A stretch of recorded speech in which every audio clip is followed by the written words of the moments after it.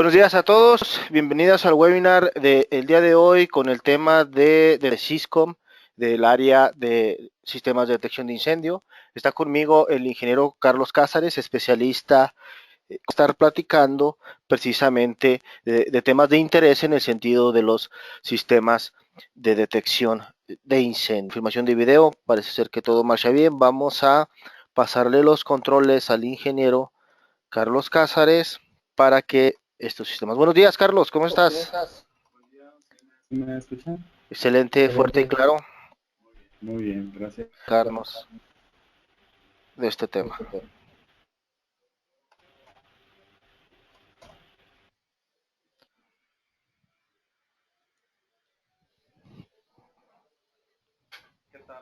Ya, gracias por estar con nosotros. Hoy vamos a hablar de lo que es de detección, el concepto.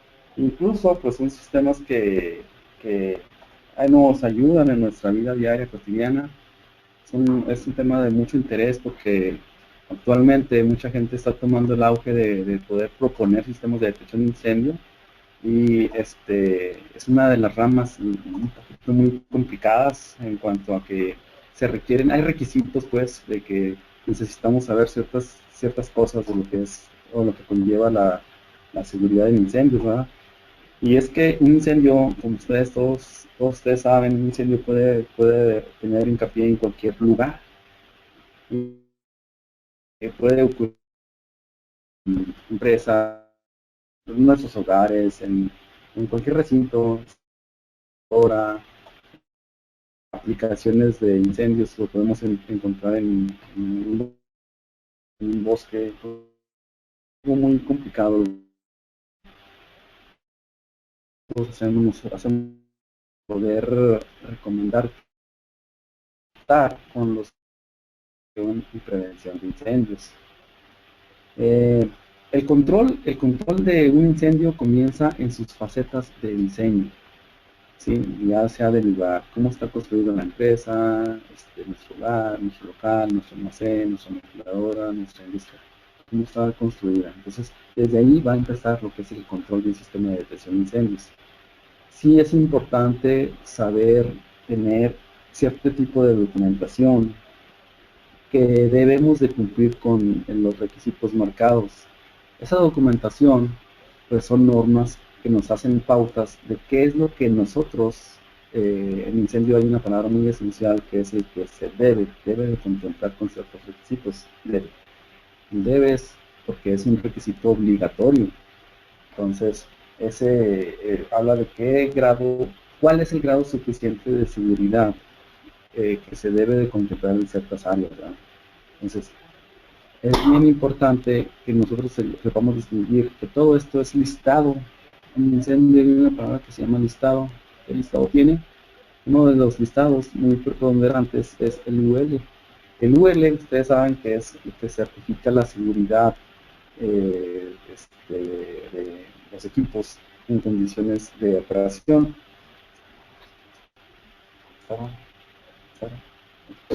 En condiciones normales de operación. Este UL habla de componentes, por ejemplo, hablando de los requisitos marcados, ¿verdad? Como ustedes saben, tienen que ser con certificación UL, los periféricos, marcaje UL.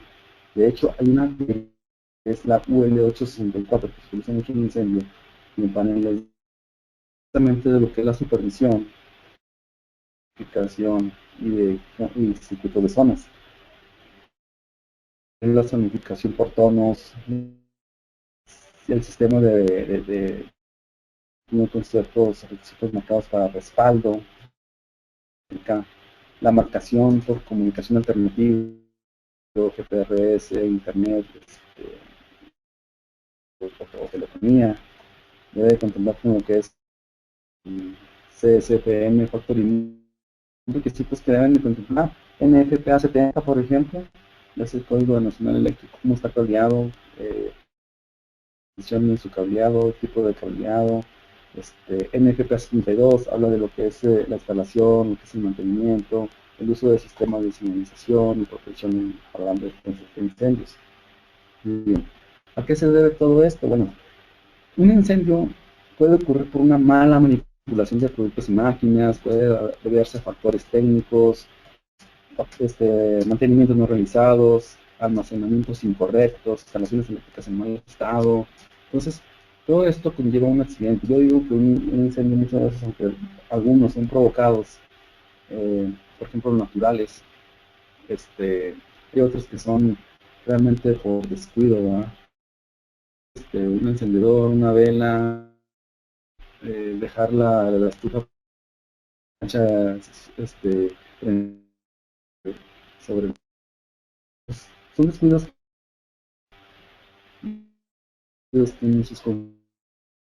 Entonces, tomar en cuenta eh, los descuidos. Eh, Ustedes se han dado cuenta de que muchas veces, cuando usted ve, por ejemplo, un reportaje, por ejemplo, un tren, un túnel, imagínense, pues hay en la máquina principal, una chispa, y esa chispa va al combustible, se genera un incendio, imagínense lo que es el humo, pues obviamente eso conlleva gente se asfixie, pues mucha gente muera calcinada y pues los daños pueden ser múltiples. Accidentes de ese tipo, créanme, si usted platica con las agencias de bomberos y llama y más o menos para que vea la tasa de actos de incendios que llegan a ocurrir. Y muchas veces, obviamente no nos damos cuenta los alcances máximos que conllevan ese tipo de situaciones, pero que realmente existen. Entonces, muchas veces nosotros creemos que nunca vamos a encontrar porque ni los vemos a veces. Pero si usted ha estado cerca de un incendio, de la casa de un vecino tal vez, o de la suya propia, o de su automóvil, o de un chispazo, o lo de que es un cortocircuito por una batería, todo ese tipo de detalles que haya estado cerca, usted más o menos va a tener las fotos para poderme comprender en ese aspecto. Es por eso que nosotros debemos de tomar en cuenta todo esto. Bueno, aquí nuestra tarea es ver que esto no es tan fácil, esto hay que tenerlo como precaución, esto es una responsabilidad. Por ejemplo, yo les digo a los distribuidores, ustedes lo que necesitan primero saber como norma básica para poder instalar un sistema de detección de incendios es que requieren ciertas cosas, requieren información. Y esa información, pues obviamente está a través de cursos, a través de certificaciones, como ustedes saben. No se da de la noche a la mañana, ¿verdad? Un simple curso de bombero me abre la pauta a mí de cómo debo de reaccionar. La reacción de nosotros hacia un incendio es muy complicada. Puede parecer que nosotros no nos vaya a afectar y podemos reaccionar de una manera que ni nosotros mismos esperábamos cómo reaccionar. Entonces, ese requisito, o sea, norma básica para los sistemas de detección de incendios es que se requiere de cumplimientos. Por ejemplo, usted debe de saber, número uno, cómo se clasifican las zonas. ¿Cómo se clasifican las zonas y cómo se clasifican los locales? ¿A qué se refiere esto? Bueno, clasificación de zonas y locales se refiere al tipo de combustible que haya en el lugar y así usted va a poder considerar si es de riesgo bajo, medio o alto, dependiendo de lo que haya el combustible dentro del lugar. En clasificación de zonas y locales yo me estoy refiriendo también a cómo se encuentra el local y cuál es su volumen, ¿sí? El tamaño, las dimensiones, la estructura, el tipo de techo, todo ese tipo de detalles, el paso platón, todo eso conlleva a lo que es contemplado la clasificación de zona y local. También usted requiere saber cuáles son las clases de juegos, cómo están clasificados los juegos, clase A, B, C, D y K. Cada uno de ellos tiene cierta aplicación. Necesitamos distinguir cuál es la diferencia entre todos ellos, de tal modo que en nuestra debemos de colocar los detectores apropiados. Esto es muy importante. Es muy importante. ¿Por qué? Porque nosotros debemos de distinguir cuando aplican los detectores de detección tardía, los puntuales, cuando aplican el fotolín, cuando por aspiración por humo, por ejemplo, por extracción de calor, o por llama, o presión de agua, y ese tipo de detalles. Es por eso que mira, nosotros estamos realmente comprometidos con la propuesta que podamos hacer al cliente, en que nosotros, el cliente va a otro nivel de, ¿sí? Ese es un compromiso en el que hay entre el cliente y el distribuidor para poder proponer lo mejor, este, la mejor manera de proteger el lugar, de dar el mejor servicio, no solamente de nosotros, por parte de nosotros, sino que por parte hasta del mismo equipo. El equipo que se pueda integrar con las aplicaciones de sistemas de control de acceso. Y toda esta pauta, toda esta parte de la documentación que necesitamos saber y entregar al cliente es para nosotros una responsabilidad. ¿Por qué? Porque ustedes saben que obviamente conlleva típicamente a que el daño de un incendio pueda ser propagado por la instalación, que se pueda llegar a quemar, vamos a llegar a tratar todo lo que los bienes del lugar, pero principalmente obviamente aquí estamos hablando de lo que es vidas. La protección de una vida obviamente conlleva que nosotros debemos tener en cuenta este tipo de detalles, porque no es cualquier cosa. Aquí estamos viendo un video. Ustedes recuerdan este video, ya lo vieron, ojalá lo hayan visto todos. Es una película que se llama Marea de Fuego. Si lo recuerdan por ahí, habla de un papá que es un bebé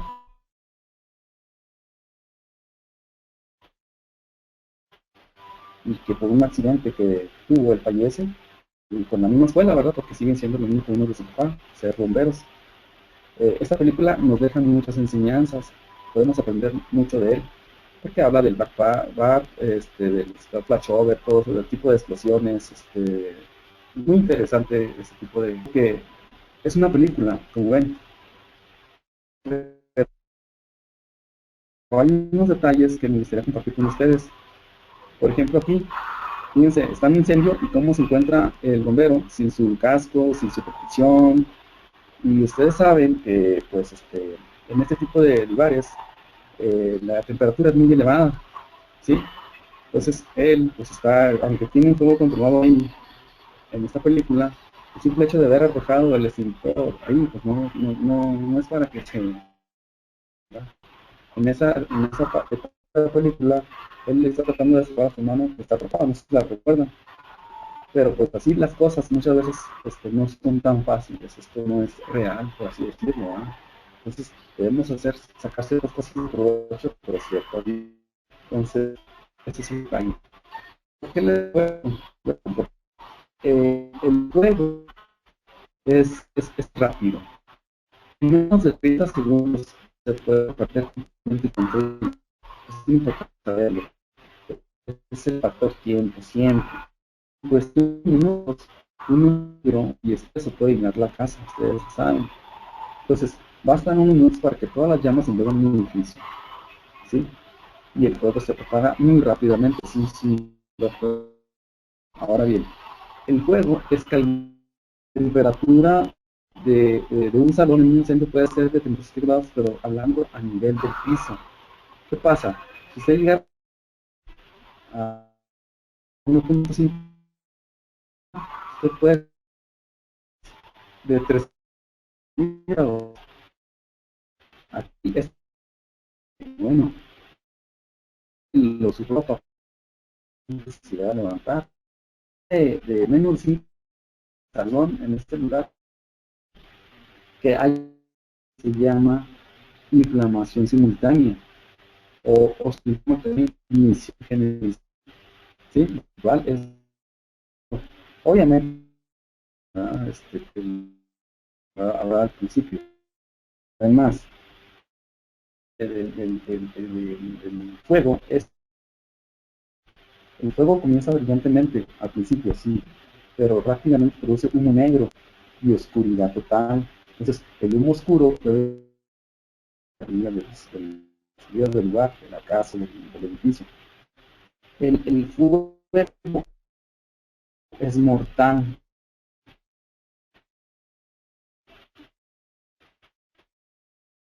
El fuego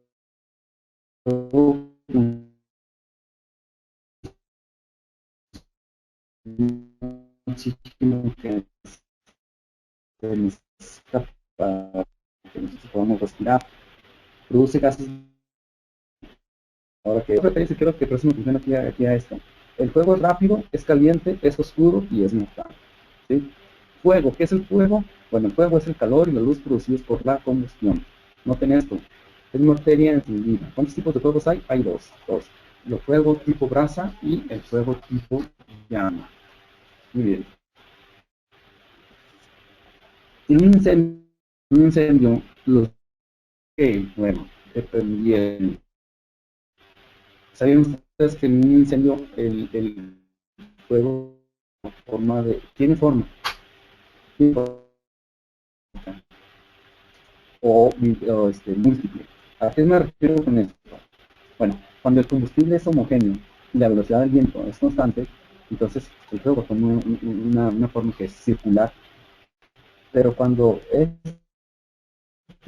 toma la opción eléctrica, es cuando hay corrientes de aire y se va a dirigir en base a la velocidad, la corrida del aire.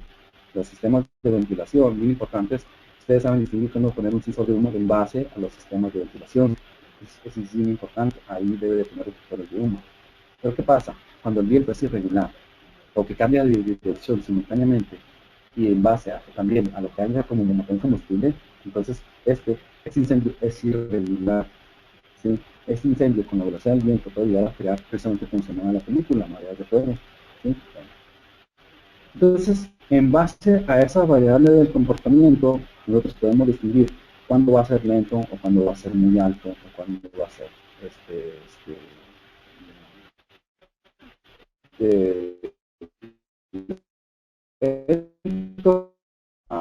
alto muy alto en base a la propagación del fuego. Bien. Entonces, hay que entender esto. ¿Qué es el combustible? El combustible es toda sustancia que cuando esté empezando a arder, libere calor, libere energía calorífica. La combustión, ¿qué es la combustión? Es una reacción de oxidación entre un elemento, entre un oxidante y un reductor. ¿Sí? Entre un oxidante y un combustible, perdón. El combustible y el comburente desprenden calor y luz. El comburente, ¿quién es el comburente? El comburente principal es el oxígeno. Es esa sustancia que participa en la combustión, oxidando el combustible. ¿Sí? Muy bien. Fíjense, recuerden ustedes, anoten esta foto del metal, porque ahorita vamos a hablar de oxidación. Muy bien. Fíjense cómo se encuentra el metal, cómo se encuentra carcomido, cómo se encuentra gastado, cómo se encuentra oxidado. ¿Verdad? Igual, las frutas igual pues, también son oxidadas a través de la maduración de este tipo, por ejemplo en el caso del plátano. Bueno, pero vamos a explicar eso. Lo primero que para poderme entender con esto es todos los combustibles, noten, todos los combustibles al quemarse liberan calor, liberan energía calorífica, como les decía. Pero ¿qué diferencia hay entre combustible y calor? Cuando estamos hablando de combustible del lado izquierdo como combustible, es que este alcanza una temperatura de ignición. Y ya cuando esté el calor, vamos a hablar de reacción de oxidación. Vamos a separar así. Izquierda, temperatura de ignición relacionada con el combustible. Derecha, calor, cuando estemos hablando de reacción de oxidación. Ok, ¿qué es esto? Bueno, ¿qué es ignición? Ignición es el proceso de encendido de una sustancia combustible. ¿Cómo se va a distinguir este proceso de encendido? Cuando estamos hablando de un combustible, lo vamos a notar porque es un cuerpo encendido. Cuando estamos hablando de un combustible, vamos a hablar de un enrojecido o fuerte calor. Es un ejemplo, la llama. La llama de nuestra estufa, la placa y la tortilla, por ejemplo. Entonces, estamos hablando de ahí de que podemos calentar comida o calentar las tortillas. La tortilla empieza a calentarse a través de la placa y el calor que está generando la llama de la estufa. Está bien. La pregunta es, ¿por qué no arde la placa de la estufa? Ah, porque no ha alcanzado, ¿qué? Su ignición o su punto de ignición. El punto de ignición lo va a alcanzar cuando las temperaturas mínimas, ya se llámese por los valores generados por el combustible, empiecen a calentarse al grado de que ésta puede llegarse a derretir. Pero ¿qué pasa La placa no llega más que a ponerse, tal vez, dependiendo de la placa, ¿verdad? Tal vez con mucho calor, o en algunas placas ligeras o delgadas se pueden poner hasta un poquito rojas. Es normal que no hayan alcanzado su punto de ignición, ¿sí? No quiere decir que no se pueda adaptar una placa de ese tipo, sí, pero realmente requiere de mayor temperatura. Entonces, cada uno de los componentes, cada uno de los combustibles llegan a alcanzar su punto de ignición. Obviamente no puede alcanzar el punto de ignición de una hoja en la que escribimos, de un cuaderno, a la ignición de una mesa, de madera o de una placa metálica, ¿verdad? Cada una de ellas tiene una... Pero aquí lo importante también es que ese punto de ignición, hablando de lo que es la combustión la vamos a clasificar en 4. ¿Qué es eso? Bueno, combustión lenta, combustión viva, rápida y espontánea. ¿Qué es eso?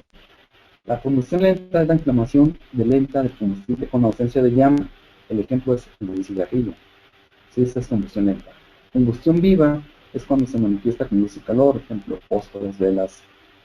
Combustión rápida es cuando se manifiesta a una gran velocidad, por ejemplo, gas, pólvora, gas, LP, todo ese tipo de combustión espontánea es cuando las circunstancias se prestan a darlas, por ejemplo, el medio ambiente, el sol, dando un trapo de una ropa de gasolina, llega a un punto en que puede llegar a ser una combustión espontánea y aprenderse sin necesidad de que haya sido generada hidráulica. Bueno, entonces, esos son ejemplos de la combustión. Las causas o resultados de la combustión son el humo, la llama, el calor, los gases. Entonces, todo eso tiene que ver con lo que es combustión. Llamas. ¿Qué es la llama? La llama es una masa gaseosa en combustión que se eleva del cuerpo que arde y desprende luz. Hay dos tipos de llama, gases mezclados y llamas de difusión. Las llamas de difusión es cuando el oxígeno se difunde a través de la llama. Llama de difusión la vamos a destacar en 3. Zona fría, zona luminosa y zona oxidante. La zona fría es cuando la temperatura es menor al resto de la llama y se genera vapor. La llama de difusión de zona luminosa es que hay cierta cantidad de oxígeno, pero en aquellas de mayor resistencia como el carbono se ponen incandescentes. La de zona oxidante es cuando la llama tiene mucho oxígeno y requiere mucha temperatura. El humo. ¿Qué hablamos del humo? Es una combustión incompleta en la que pequeñas partículas se hacen visibles. ¿Cómo está compuesto el humo? Bueno, el humo está compuesto por oxígeno, aire, nitrógeno, dióxido de carbono, monóxido de carbono y unos sólidos. Cuando el humo es blanco, bueno, el humo es blanco cuando arde libremente y está bien oxigenado. El humo en esta ocasión es muy irritante. El humo negro indica fuego caliente y parte de oxígeno. Ojo, aquí es muy importante esto del humo. Un humo eléctrico típicamente es de color blanco.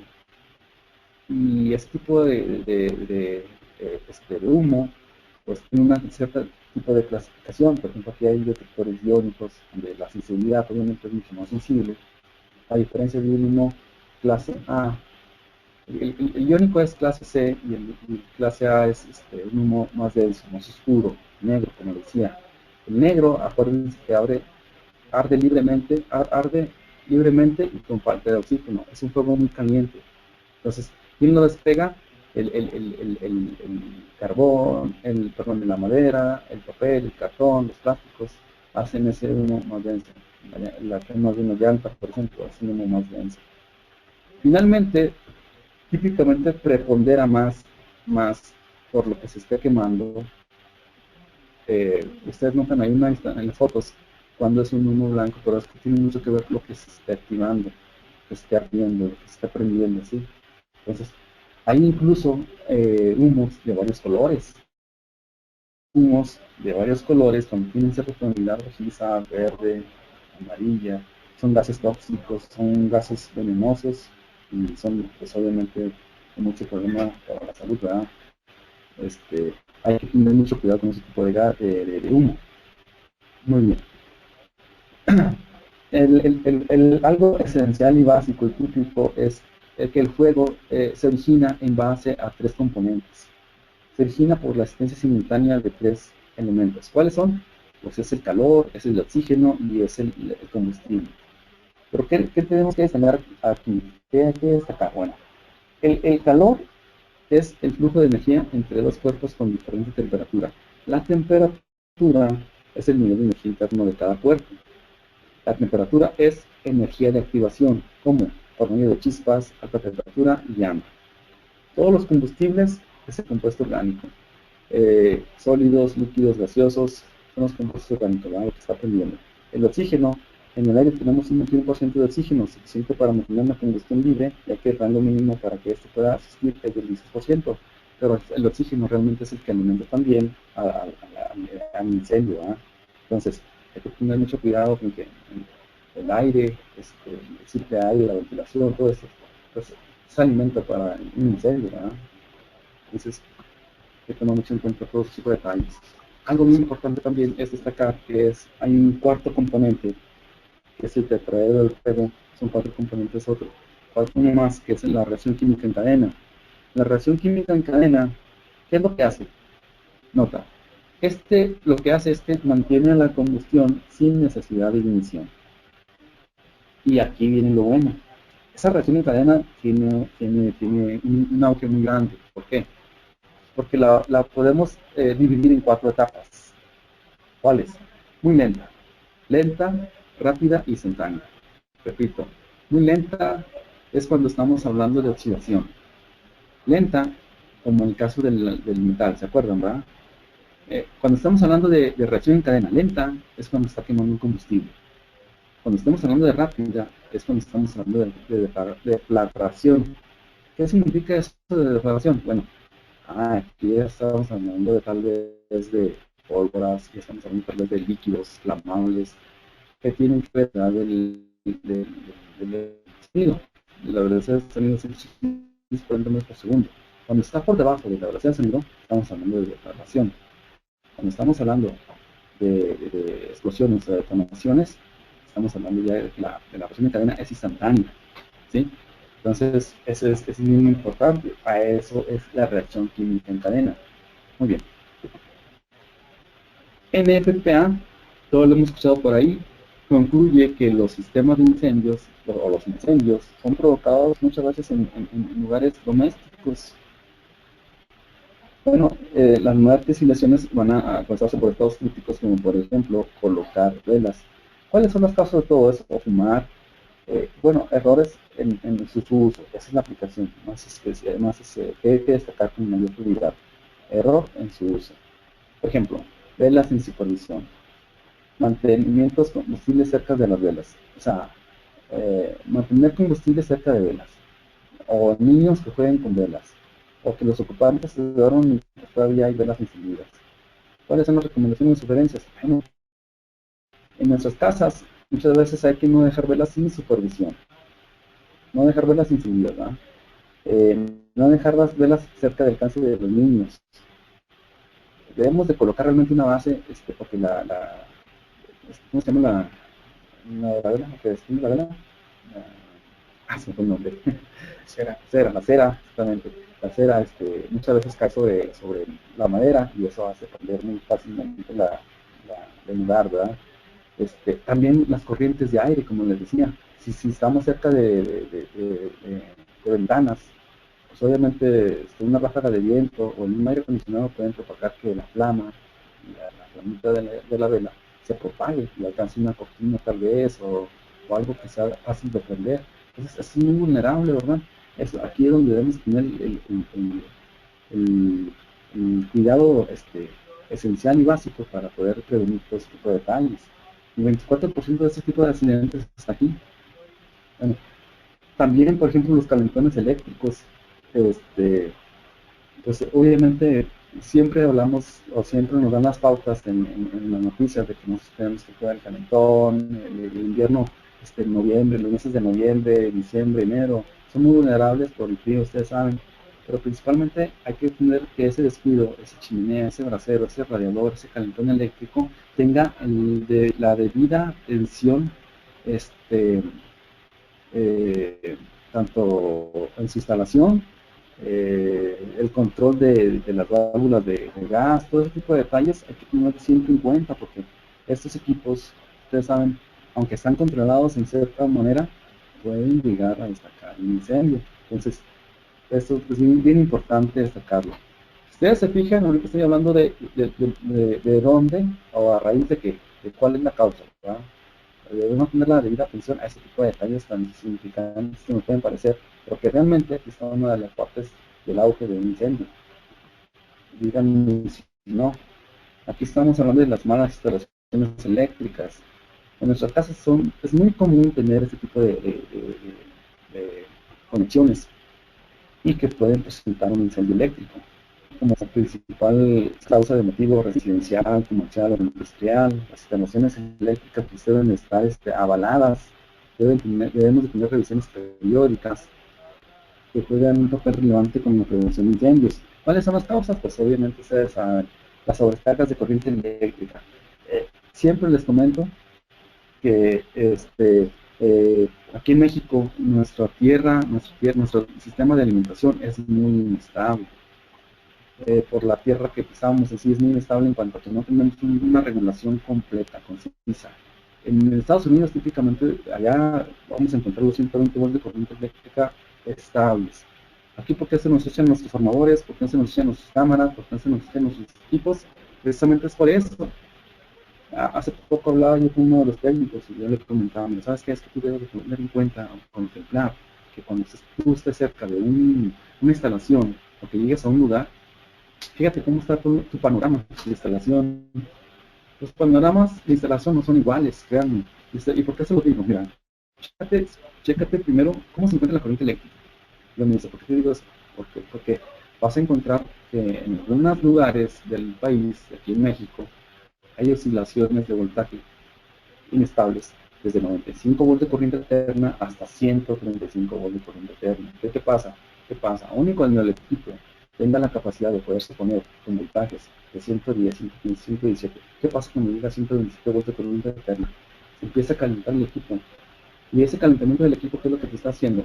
El cable que tú tengas adentro en tu instalación, aunque sea calibre 12, aunque sea calibre 10, se empieza a calentar. Y un transformador ese se va a calentar. La misma fuente de alimentación se va a calentar. El mismo panel de corriente eléctrica se va a calentar. Eso va a conllevar que el sistema se vaya a quemar. Tan solo por hablar de lo que son los equipos eléctricos. ¿Sí? Entonces eso hace que el sistema no esté regulado completamente. Esas son las causas de qué?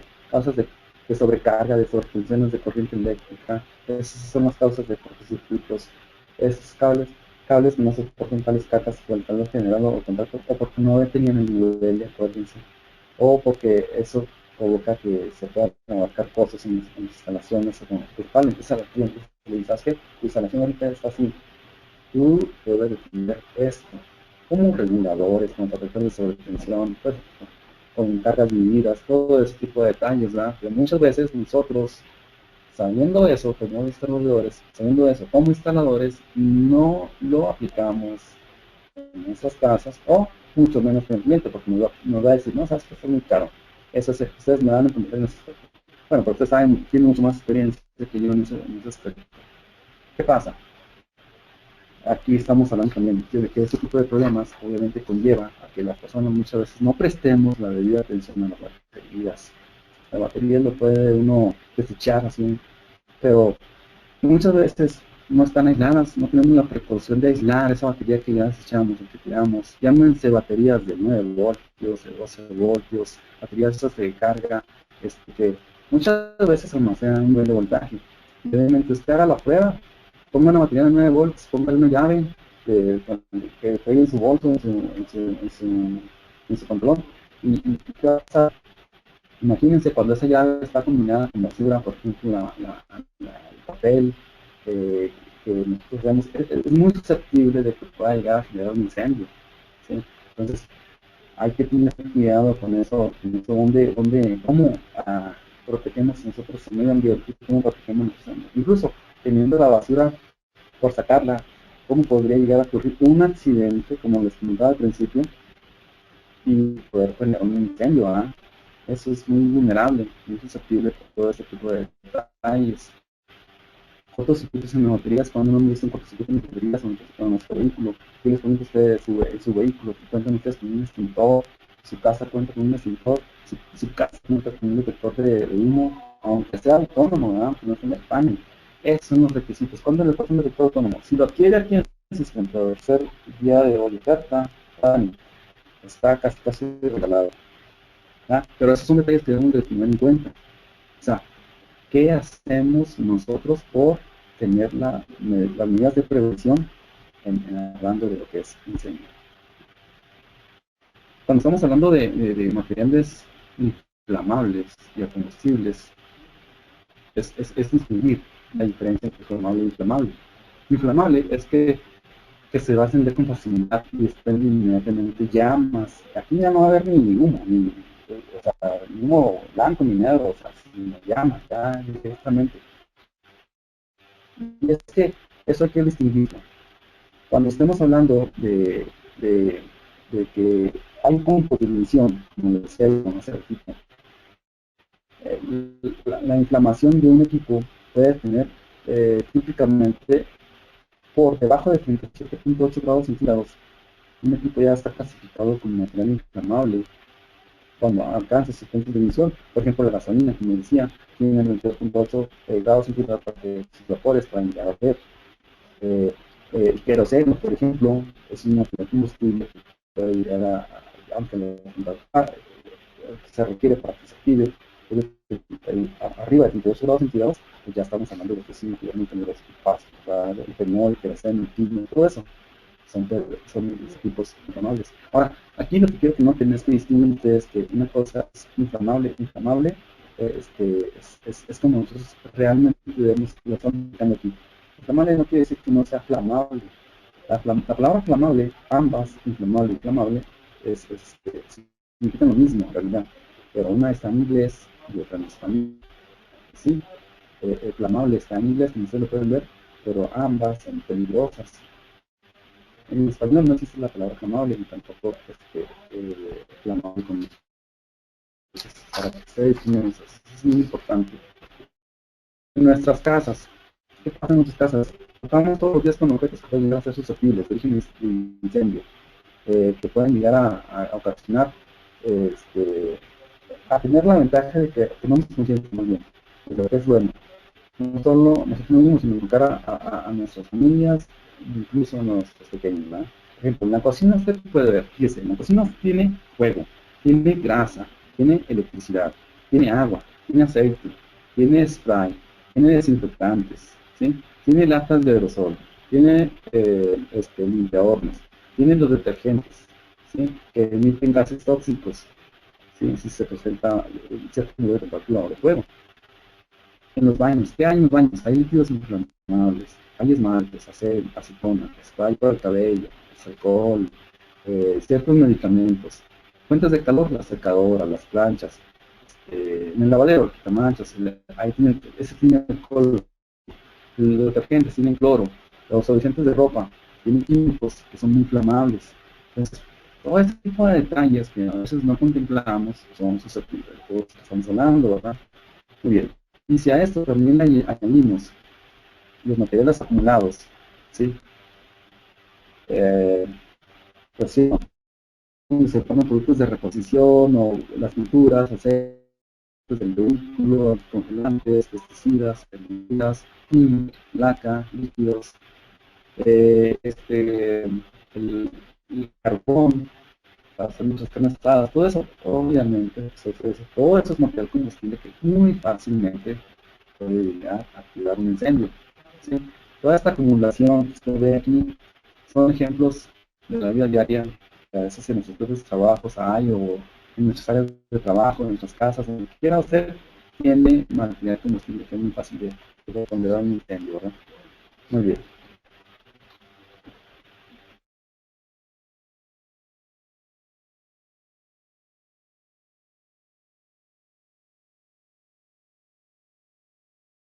Muy bien. Muy bien. Ok. Vamos a dejar escapar una sección de videos. Que no voy a tener ahorita por esta sección de videos. Lo van a tener en la presentación. Lo puedo pasar. Por ejemplo, en los primeros 5 segundos, luego sube hasta el techo, luego vemos que se empieza a acumular el humo en la parte superior de la habitación. lo que hace que las llamas están en busca de oxígeno. En cuestión de 10 segundos hay una especie de humo que ya no se ve nada. Las llamas almacenan, hace que se queme una lámpara, que se enciende la habitación muy rápido. Esto indica que necesitamos menos de 15 segundos para poder salir del lugar. Sí, bueno, pero como les comento, es solo de dejar escapar por la sesión de audio, ¿sí? Entonces, eso lo vemos después. Este tipo de incendios, muchas veces, aquí hay que tomar en cuenta esto. Un incendio puede llegar a ser muy rápido, como decía, porque dependen por ejemplo, en el que estábamos viendo ahorita, la altura del techo, lo que es el volumen del lugar, ¿vale? Y del material combustible. Por eso les decía yo que al principio depende de la propagación, pueden encontrarse como incendios rápidos o lentos, o muy rápidos, ¿no? Incluso aquellos que vienen a explotar, como decía. Entonces hay que distinguir todo este tipo de detalles, porque cuando ya estamos hablando de explosiones, de detectores, ya son detectores especiales, ¿verdad? Hay que poner. Quise poner este slide porque aquí hay que controlar todo ese tipo de emergencias en la manera en que debemos de basarnos en identificar qué productos peligrosos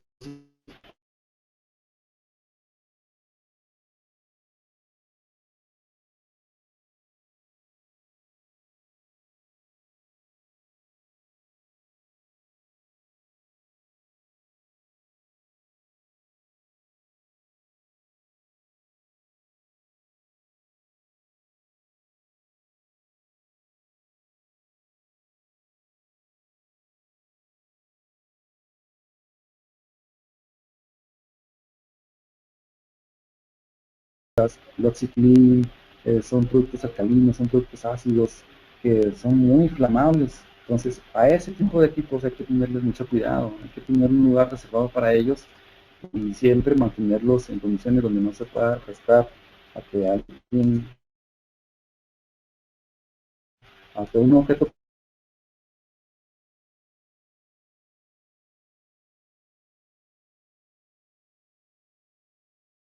caliente vaya. El tipo de detección tiene mucho que ver, porque hay un humo, para saber, lo que hablamos de humo, tenemos que tomar en cuenta la prevención de todo esto, ¿verdad?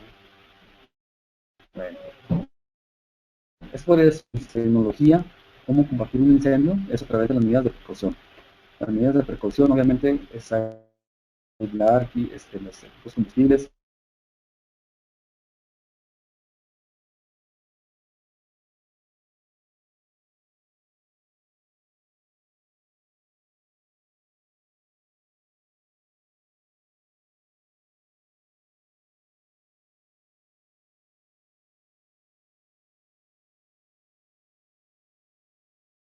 Ya que lo hacen clasificarse en base a las características del equipo. Aquí tenemos el panel de 2 zonas, 4 zonas y 8 zonas. Estamos hablando de detectores convencionales, sensores convencionales, en los cuales típicamente hay de 2 hilos y de 4 hilos. Y recomiendo yo que en una de 2 zonas usted puede llegar a tener hasta 40 sensores de 2 hilos, 20 en cada zona. De tal modo que si hablamos de 8 zonas, tenemos hasta 160 sensores de humo en 2 hilos. No necesita alimentación adicional. La zona alimenta a los sensores. ¿Sí? Y lo hace de la siguiente manera. A través de un cableado de 2 hilos, en donde lleva polaridad, como les digo, va positivo con positivo y van en cascada.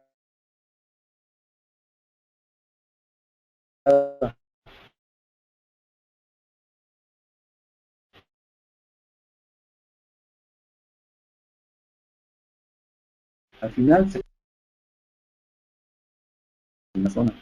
Aquí hay que distinguir que cuando se active el sensor número 2, el que está en un tecnología convencional. Bien importante, en todos los paneles de video, típicamente lleva un cableado donde usted puede colocar más de una sirena. Estamos hablando de y a través de un circuito de notificación que lleva un voltaje, que típicamente es a 24 volts de corriente directa, sobre el cual usted puede llevar a tener ese tipo de cableados y al final, obviamente, su resistencia de línea también. Importante distinguir también es que los paneles de detección cuentan con salidas auxiliares de relevador. Algunos son programables y otros, como el de alarma, automáticamente cuando hay un sensor activado o un detector activado, este relay ya está activado. Igual el de problemas, si usted le quita la batería baja, la corriente eléctrica o algún cableado de supervisión, le va a activar este relay de problema. Muy bien. Hay teclados adicionales. Si usted tiene el panel en un site, por ejemplo, pues usted puede tener un espejo de lo que le está pasando al panel a través de un teclado auxiliar, un teclado remoto, y a través de él usted puede estar viendo y estar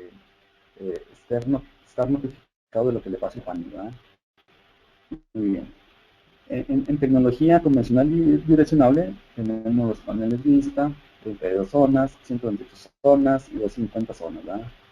Es muy importante destacar que estos paneles tienen tres tecnologías: la convencional, la inalámbrica y la multiplexada o biplex, como lo conocen algunos. Muy bien. ¿Y qué hay que saber de esto? Bueno, pues que también en la tecnología convencional, en las zonas físicas que se encuentran en el panel, hay dos zonas en estos tableros que cuentan con capacidad de dos sensores de dos hilos. Zona 1 y zona 2 son especiales, y a un nivel de corriente, zona normal de un panel de alarma, porque esta zona alimenta sensores, porque el nivel de corriente es mayor a una zona normal, a una zona convencional de una alarma de robo, por ejemplo. Bueno, esas son las cosas que hacen diferencia. Esas son las que permiten que el LED se encienda en el caso de una alarma, ¿verdad? Muy importante. Soporta zonas inalámbricas, módulos periféricos que se hacen a través de cableados de 4 hilos, como ustedes pueden ver. Ese cableado de 4 hilos soporta teclados, soporta módulos de reguladores, soporta módulos receptores para el caso de los inalámbricos. Entonces, son periféricos, ¿verdad?, que se puede ir colgando en cascada o en estrella, según sea el caso, al panel de alarma. También esas zonas convencionales, igual en las zonas físicas, en la tarjeta electrónica, se cuenta con 8 zonas de este tipo, donde se va a poner sensores de 2 hilos o de 4 hilos según sea el caso, si son manuales, no hay ningún problema. Muy bien. Y una de las tecnologías que destacan en este tipo de tableros de Honeywell Vista es su tecnología biplex, en el cual consiste en un cableado de 2 hilos, donde se típicamente tiene un voltaje entre 9.5 y 11.5 volts de corriente directa, y donde, dependiendo del calibre del cable, si lo hace con calibre 18 puede tener corriente de 50 metros, si lo hace con calibre 16, 750 metros, sin necesidad de amplificador.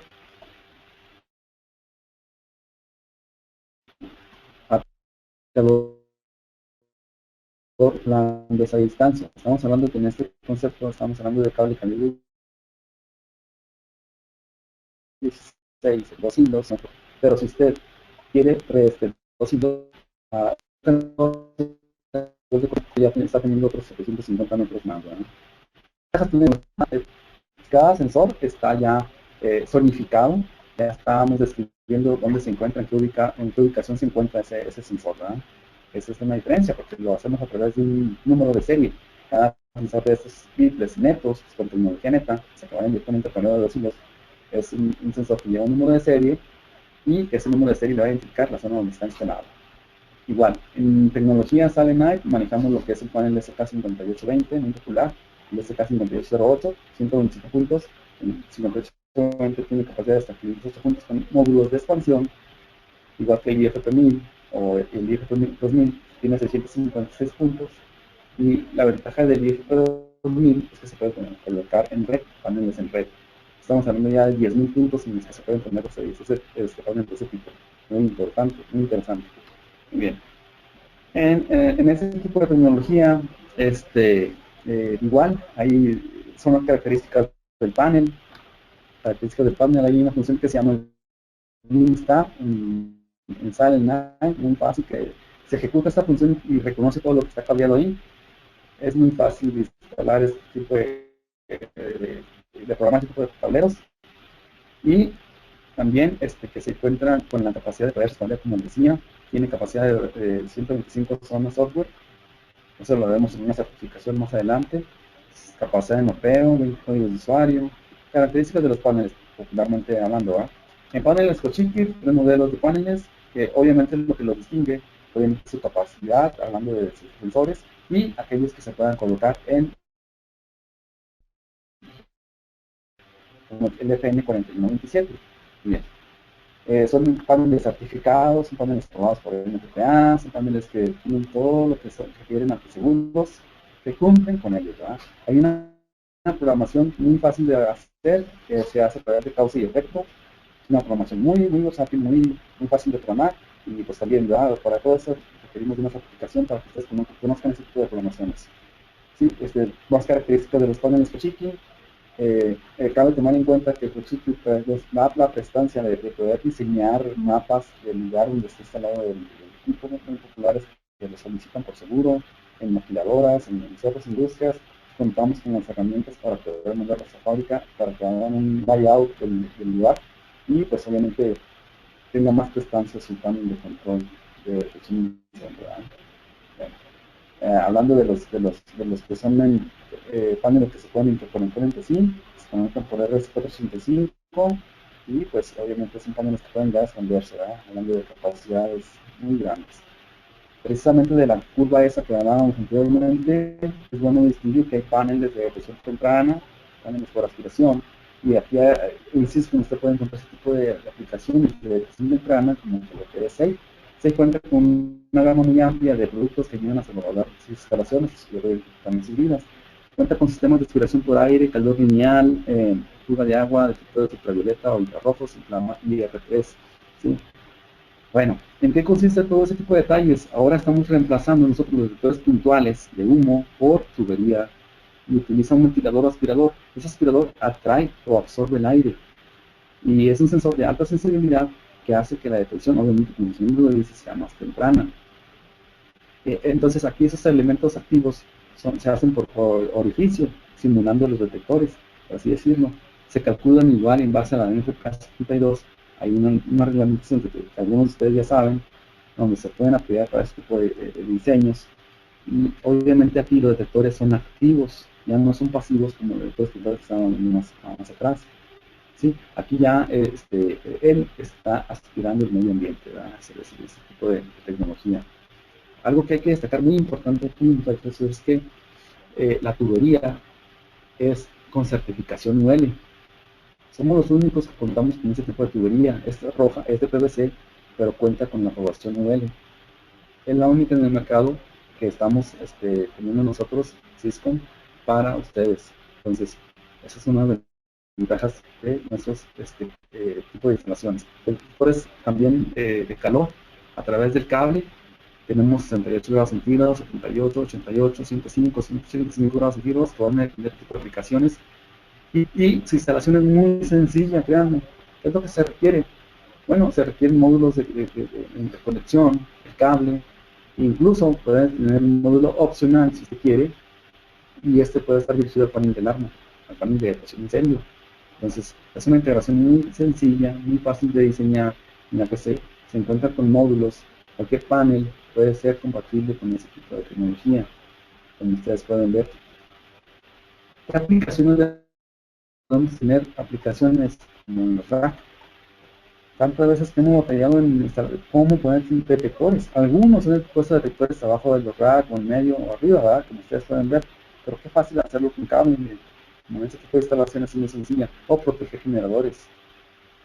Muy fácil de poder monitorear el medio ambiente en racks o en charolas de bandejas de datos, de cables de redes. Es muy fácil hacer ese tipo de instalaciones. ¿Sí? En instalaciones industriales, en fábricas, en plantas, también el cable, como ustedes pueden ver, puede estar en intemperie y no hay ningún problema. Es un cable especial para esto. ¿Sí? Entonces, la aplicación es múltiple, ¿verdad? Ya va a depender de sus alcances o de la propuesta que usted pueda dar como solución a ese tipo de problemas, ¿verdad? Donde se pueda generar este tipo de incendios. En transportadoras, en bandejas de cables, en almacenajes, en depósitos, en interruptores, en torres de enfriamiento, en generadores, en motores, en bombas, en muelles de carga. Todo esto obviamente pues lleva un curso de certificación, y pues aquí nosotros podemos tener este tipo de recursos. En detectores de llama, muy importante, esos son especiales para refinerías, para petróleos, para ciertas subestaciones eléctricas.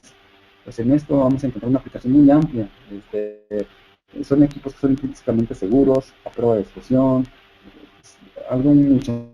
Su campo de visión son de 90 grados. 90 grados. Recomendaciones, sugerencias que nosotros estamos haciendo. Obviamente es conocer el lugar. Es muy importante conocerlo. No lo conocemos a través de un diagrama, ¿verdad? Es bien importante eso.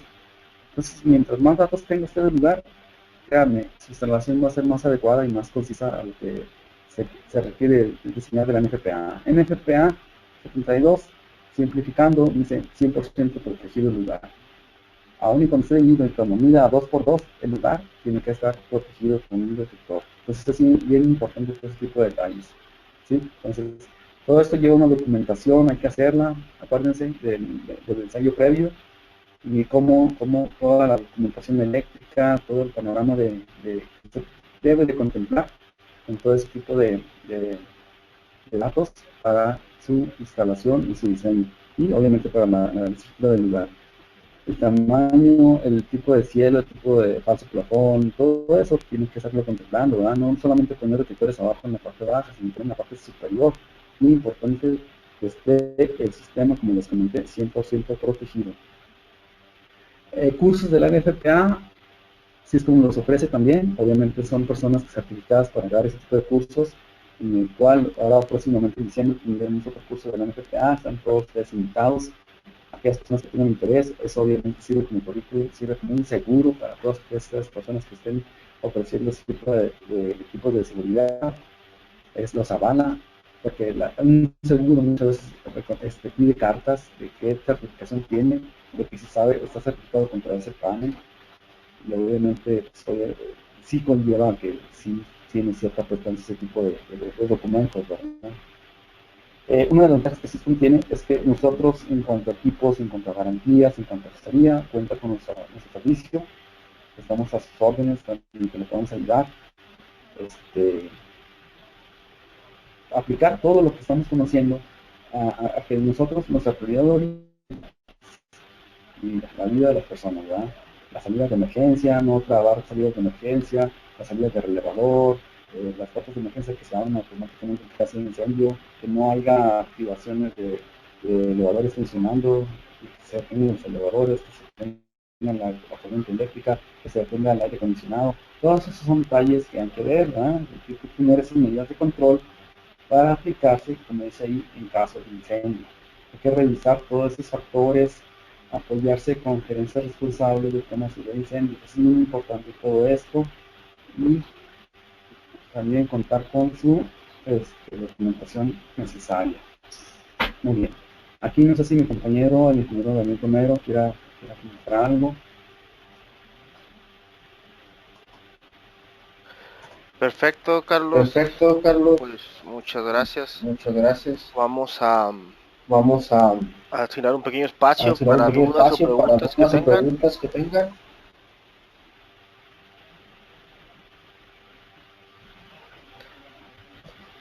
Ok.